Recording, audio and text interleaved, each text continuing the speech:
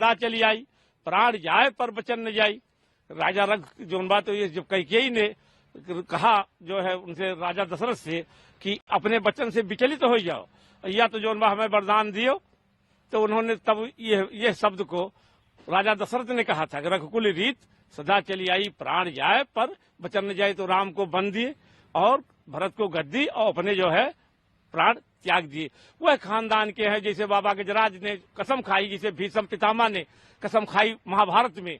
कृष्ण ने कहा अर्जुन से कि हम जो है आपको रथ हाँकेंगे और अस्त्र नहीं उठाएंगे। तो उन्होंने कहा, भीष्म पितामह ने प्रतिज्ञा किया कि तो अस्त्र गही के नारायण, कि तो रण से भागे पीठ दिखाई हो पार सहित मुरारी, कि तो आज रण छोड़ के भाग जाबो या तो अस्त्र। वो प्रतिज्ञा हमारे बाबा गजराज की थी कि पहन जो है सिर पर ये पगड़ी नहीं, पैर में पनही नहीं और ऊपर छतरी नहीं और मंडक ही नहीं छाएगा। वो भीषम प्रतिज्ञा हमारे गजराज बाबा ने किया और वो प्रतिज्ञा जब पूरी उस दिन हमारी हो गई जिस दिन जो है सुप्रीम कोर्ट ने जो ये फैसला सुनाया।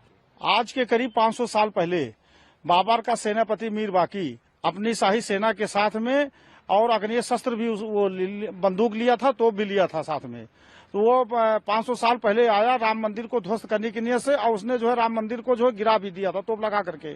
तो हमारे पूर्वज ठाकुर गजराज सिंह, जो कि सहारासी गांव सूरवंशियों का सबसे पहला गांव है, अयोध्या के मात्र 10 किलोमीटर की दूरी पर है। तो हमारे पूर्वज को उस समय तब पता चली, तो उन्होंने मात्र 2 दिन में 90,000 सूरवंश क्षत्रियों को एकत्रित किया और सभी लोगों को एकत्रित करने के बाद में साथ में लेकर के युद्ध करने के लिए निकल पड़े।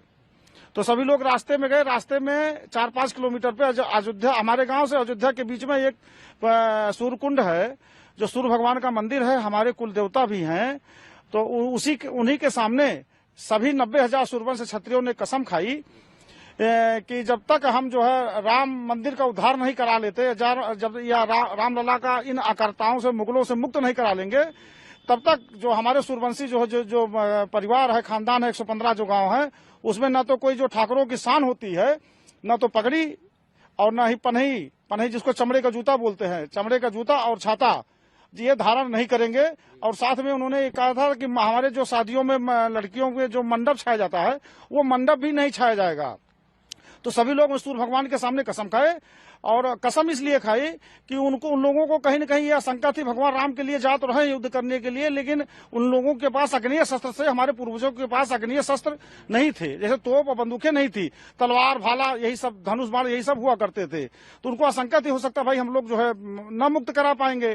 तो हमारे जो आप पीढ़ियां हैं या रहेंगी, जो बचेंगी, अब जो पीढ़ियां हैं उस कसम को निभाएंगी, और जब तक रामलला का मंदिर नहीं बन जाएगा, और राम जन्मभूमि के लिए हमेशा उलटते रहेंगे। जब हम लोग छोटे थे तो हम लोग के दादा बाबा बताते थे कि हमारे ठाकुर गजराज सिंह, जिनकी हम 10वीं पीढ़ी है, वो गए थे राम जन्मभूमि को बचाने के लिए और वहाँ पे शहीद हुए थे।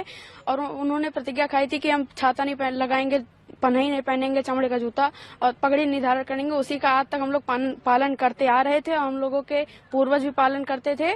और हम लोग 15 तारीख को, 15 सोमवार को, मकर संक्रांति के दिन वहाँ पे सूर्यकुंड पे ही सूर्य भगवान के सामने हम लोगों ने अपनी प्रतिज्ञा पूरी की। और हम लोग बहुत खुश हैं कि हम लोगों के सामने हमारे प्रभु श्री राम अपने मंदिर घर में जा रहे हैं।